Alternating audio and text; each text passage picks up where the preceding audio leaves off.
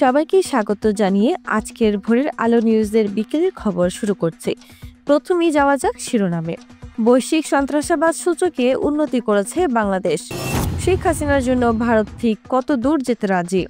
মগবাজারে অস্ত্রের মহড়া, মসজিদের মাইকে ঘোষণা দিয়ে একজনকে গণপিটুনি।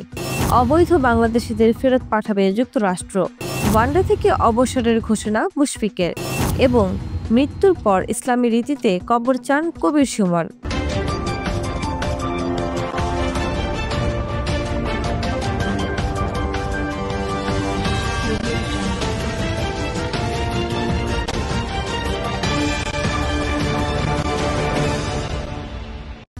এতক্ষণ শুনছিলেন সংবাদ শিরোনাম, এবার বিস্তারিত। বৈশ্বিক সন্ত্রাসবাদ সূচকে 2023 সালের তুলনায় 2024 সালে 3 ধাপ উন্নতি করেছে বাংলাদেশ। অর্থাৎ বাংলাদেশে সন্ত্রাসবাদের ঘটনা এবং এ সংক্রান্ত হতাহতের ঘটনা আগের বছরের তুলনায় 2024 সালে কমেছে। সিডনি ভিত্তিক গবেষণা প্রতিষ্ঠান the institute for economics and পিসের IPP বৈশ্বিক সন্ত্রাসবাদ সূচক বা GTI 2025-এ এমন চিত্র উঠে এসেছে। বুধবার নিজেদের ওয়েবসাইটে এ বছরের সূচক প্রকাশ করেছে IEP। এবারে GTI তৈরি করতে 163টি দেশের তথ্য খতিয়ে দেখেছে IEP।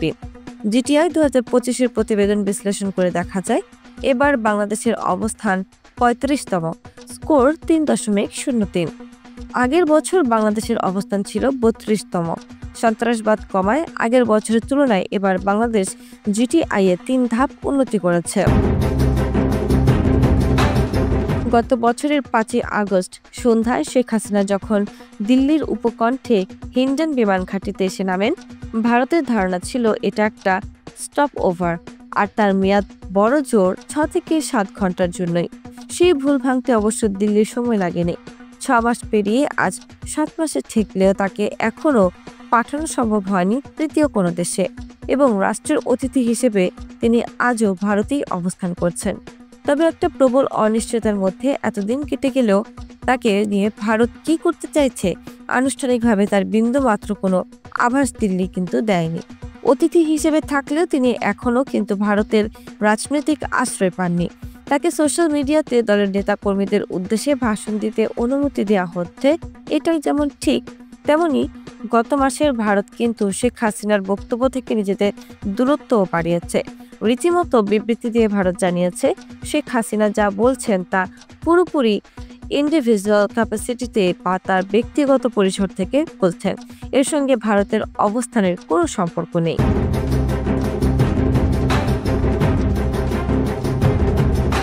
রাজধানীর মগবাজারে T&T কলোনি এলাকায় এক ব্যক্তি গণপিটুনির শিকার হয়েছেন।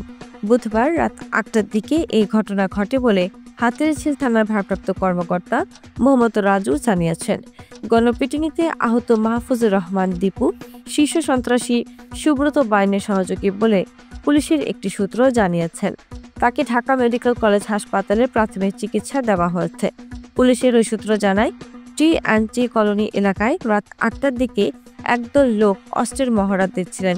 সেখানে মাহফুজুর রহমানও ছিলেন। এই ঘটনাকে কেন্দ্র করে মাহফুজুর রহমানকে গণপিটুনি দেওয়া হয়েছে। স্থানীয় একটি মসজিদ থেকে মাইকে ঘোষণা দিয়ে সন্ত্রাসীদের ধরতে আহ্বান জানানো হয়েছিল। প্রেসিডেন্ট ডোনাল্ড ট্রাম্পের পূর্ব ঘোষিত সিদ্ধান্ত অনুযায়ী বিশ্বের অন্যান্য দেশের মতো বাংলাদেশের অবৈধ নাগরিকদেরও ফেরত পাঠাচ্ছে যুক্তরাষ্ট্র। দেশটিতে অবৈধ হয়ে পড়া বাংলাদেশের নাগরিকদের সংখ্যা কত আর কবে থেকে তাদের ফেরত পাঠানোর প্রক্রিয়া শুরু হবে তা জানায়নি যুক্তরাষ্ট্র। তবে বাংলাদেশিদের যেন হাতকড়া পরিয়ে অসম্মানজনক উপায়ে দেশে ফেরত পাঠানো না হয় সেজন্য যুক্তরাষ্ট্রকে অনুরোধ জানানো হয়েছে। ঢাকা এবং ওয়াশিংটনের কূটনৈতিক সূত্রগুলো প্রথম আলোকে তথ্যগুলো জানিয়েছে। কূটনৈতিক সূত্রগুলো বলছে ঢাকার যুক্তরাষ্ট্রের দূতাবাস গত মাসে বাংলাদেশ সরকারকে অবৈধ হয়ে পড়া লোকজনকে ফেরত পাঠানোর বিষয়টি অবহিত করেছে। এ ব্যাপারে সরকারকে একটি কূটনৈতিক পত্র পাঠানো হয়। পররাষ্ট্র মন্ত্রণালয়ের কর্মকর্তারা এই প্রতিবেদককে জানিয়েছেন যুক্তরাষ্ট্র বিভিন্ন দেশে তাদের দূতাবাসের মাধ্যমে সে দেশের অবৈধ হয়ে পড়া লোকজনকে ফেরত পাঠানোর বিষয়টি অবহিত করেছে। ওয়ানডে থেকে অবসরের ঘোষণা দিয়েছেন বাংলাদেশ দলের wicket keeper batsman Mushfiqur Rahim. ৩৭ বছর বয়সী এই ক্রিকেটার আজ সামাজিক যোগাযোগ মাধ্যমে এক বার্তায় এই ঘোষণা দেন। ওয়ানডে থেকে অবসর নেওয়ার মুশফিক এখন থেকে শুধু টেস্ট খেলবেন। ২০২২ সালে তিনি টি-20 ক্রিকেটকে বিদায় জানিয়েছিলেন। সামাজিক যোগাযোগ মাধ্যমে দেওয়া অবসর ঘোষণায় মুশফিক বলেছেন, আমি আজ ওয়ানডে ফরম্যাট থেকে অবসর ঘোষণা করছি। সবকিছুর জন্য আলহামদুলিল্লাহ। বৈশ্বিক পর্যায়ে আমাদের অর্জন সীমিত হতে পারে, তবে একটি বিষয় নিশ্চিত, যখনই আমি আমার দেশের জন্য মাঠে নেমেছি নিষ্ঠা ও সততার সাথে ১০০ ভাগের বেশি দিয়েছি। চ্যাম্পিয়ন্স ট্রফি থেকে বাংলাদেশ দলের জয়হীন বিদায়ের পর ভবিষ্যৎ নিয়ে আলোচনায় থাকা এই ক্রিকেটার এরপর লিখেছেন, গত কয়েক সপ্তাহ আমার জন্য খুবই চ্যালেঞ্জিং ছিল এবং আমি বুঝতে পেরেছি যে এটাই আমার নিয়তি। মরণোত্তর দেহদানের সিদ্ধান্ত থেকে সরে এসেছেন ভারতীয় সঙ্গীত শিল্পী কবির সুমন। বছর ৪ আগে দেহদানের কথা বলেছিলেন তিনি, পরে অঙ্গীকারপত্রে সইও করেন।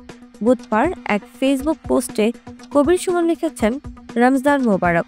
সবাইকে জানাতে চাই, কিছুকাল আগে এই ফেসবুকেই ঘোষণা করেছিলাম আমি আমার দেহ দান করেছি। কোনো ধর্মীয় শেষকৃত্য আমি চাই না। অনেক ভেবে আমি সেই সিদ্ধান্ত পাল্টালাম। দেহদানের ইচ্ছা প্রত্যাহার করছি আমি। আমার দেহ আমি দান করব না। কবির সুমন লিখেছেন, আমি চাই আমার এটা কলকাতারই মাটিতে, সম্ভব হলে গোবরায় ইসলামী রীতিতে কবর দেওয়া হোক। এটাই আমার চূড়ান্ত সিদ্ধান্ত। আমার কতিপয় স্বজনকে এটা জানিয়ে দিলাম। ১৯৯২ সালে গানের অ্যালবাম তোমাকে চাই প্রকাশের পর জনপ্রিয় হয়ে ওঠেন কবির সুমন। আধুনিক বাংলা গানের জনপ্রিয় এই শিল্পী বাংলাদেশ ও ভারতের পশ্চিমবঙ্গে সমান জনপ্রিয়। ব্যথা মোর ডেকে কয়ে যাও, ভুলে যাও। লাইক, সাবস্ক্রাইব করে ভোরের আলো নিউজের সাথেই থাকুন। ধন্যবাদ।